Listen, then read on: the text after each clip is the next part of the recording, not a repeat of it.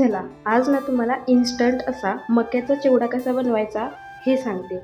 दुपारच्या वेळेमध्ये किंवा इव्हिनिंगच्या वेळेला ज्यावेळेस मुलांना छोटी मोठी भूक लागते ना, त्यावेळेस हा खूप फायदेशीर ठरतो आणि आवडीनेही मुलं हे खातातही. मी खूप जास्त एकदम नाही बनवून ठेवत, 2-3 दिवस जाईन असाच बनवून ठेवते. तर सुरुवातीला थोडेसे कच्चे मक्याचे पोहे घेतलेले आहेत आणि ते कढईमध्ये तळून घ्यायचे, थोडेसे शेंगदाणे तळून घ्यायचे आणि त्याचबरोबर थोडासा कढीपत्ता आणि टेस्ट खूप छान येते. हे सगळं व्यवस्थित बारीक गॅसवर खरपूस तळून घ्यायचं आणि सगळं एकत्र करायचं आणि त्यामध्ये चवीनुसार मीठ घालायचं. बस मी एवढंच घातले. थोडंसं तिखट आवडत असेल तुम्हाला तर तुम्ही घालू शकता, पण मी खास मुलांसाठी बनवते आहे म्हणून त्यामध्ये तिखट अजिबात नाही घातलं ते. तर मी काही काम करत असेल तर हा येतोच येतो आणि याचे नखरे कसे चाललेत बघा.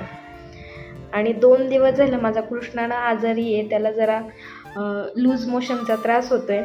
त्याच्यामुळं आपले व्हिडिओ काल मी रेसिपीचा व्हिडिओ टाकला, आमचा काही टाकलाच नाही. हेच रिझन होतं की मी काहीच शूट नाही केलं. मुलं आहेत त्याच्यामुळं थोडं इकडे तिकडे होतं, तर त्याला घेऊनच मी हा चिवडा बनवला. कढई तिकडच्या साईडला आहे, अलीकडे नाही आहे, त्याच्यामुळं हार्मफुल काहीच नाही आहे.